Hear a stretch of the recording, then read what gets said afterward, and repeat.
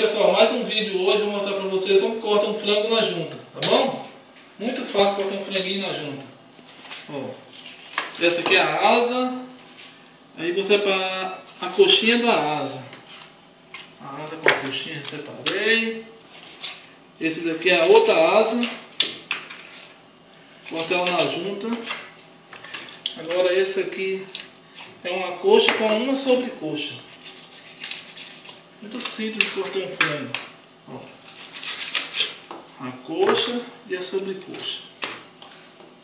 Esse outro aqui é a outra coxa. Só separar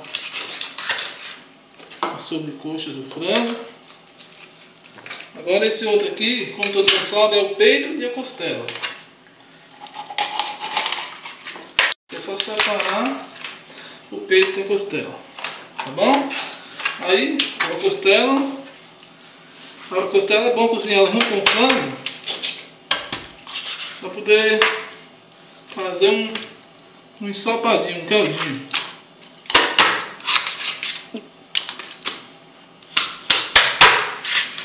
Essa aqui é a costela. Esse peito, eu quero aproveitar esse peito bem aproveitado, tá bom? Vou desroçar esse peito. Aí já faço o filezinho dentro já. Muito simples e fácil de fazer. Esse aqui é o peito, já está desossado o peito. Esse aqui é o sassame do peito. Esse é o sassame. Eu vou fazer o filezinho dele já.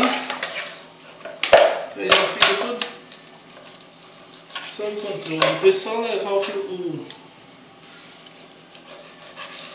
filezinho para a frigideira. Essa aqui é a pedra do peito, eu esqueci de tirar.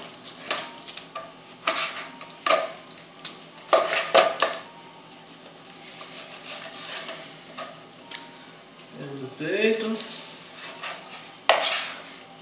Tá aqui o frango cortado na junta. Muito obrigado, até o próximo vídeo, tá bom?